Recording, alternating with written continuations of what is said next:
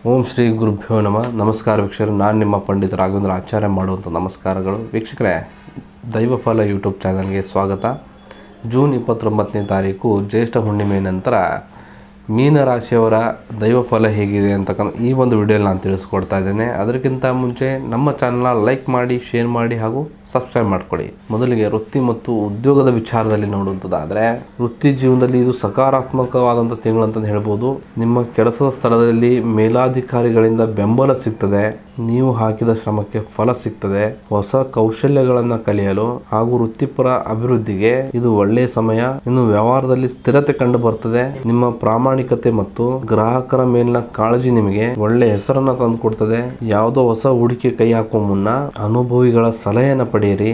July ಅಂತ್ಯದ ವೇಳೆಗೆ ವ್ಯವಹಾರದಲ್ಲಿ ಲಾಭದಾಯಕ ಬದಲಾವಣೆ ಕಾಣ್ತೀರಾ. ಇನ್ನು ಆರ್ಥಿಕ ಪರಿಸ್ಥಿತಿ ಸುಧಾರಿಸ್ತದೆ. ಆದಾಯದ ಹೊಸ ಮಾರ್ಗಗಳು ಗೋಚರಿಸ್ತದೆ.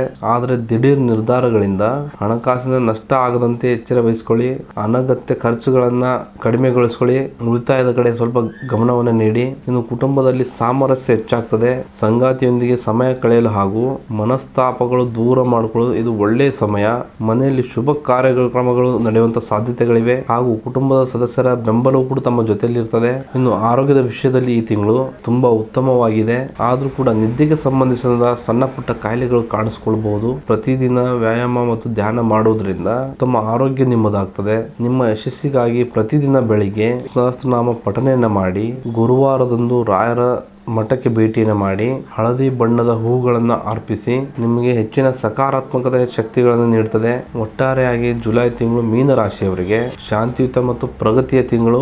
ನಿಮ್ಮ ಅಂತಃಪ್ರಜ್ಞೆನ ನಂಬಿ ಮುನ್ನಡೆಯಿರಿ, ಯಶಸ್ಸು ಖಂಡಿತ. ಇದಾಗಿತ್ತು ಜ್ಯೇಷ್ಠ ಮಾಸದ ಜುಲೈ ತಿಂಗಳ ಮೀನರಾಶಿಯವರ ಮಾಸ ಭವಿಷ್ಯ. ಈ ಒಂದು ವಿಡಿಯೋ ತಮಗೆ ಇಷ್ಟ ಆದಲ್ಲಿ ಲೈಕ್ ಮಾಡಿ, ಶೇರ್ ಮಾಡಿ ಹಾಗೂ ನಮ್ಮ ಚಾನಲ್ನ ಸಬ್ಸ್ಕ್ರೈಬ್ ಮಾಡ್ಕೊಳ್ಳಿ. ಮತ್ತು ತಮ್ಮ ಜೀವನದಲ್ಲಿ ಏನೇ ಸಮಸ್ಯೆಗಳಿದ್ರೂ ನೇರವಾಗಿ ಬಂದು ಭೇಟಿ ನೀಡಿ ಅಥವಾ ಫೋನ್ನ ಮುಖಾಂತರ ಪರಿಹಾರವನ್ನು ಕಂಡುಕೊಳ್ಳಿ. ಧನ್ಯವಾದಗಳು.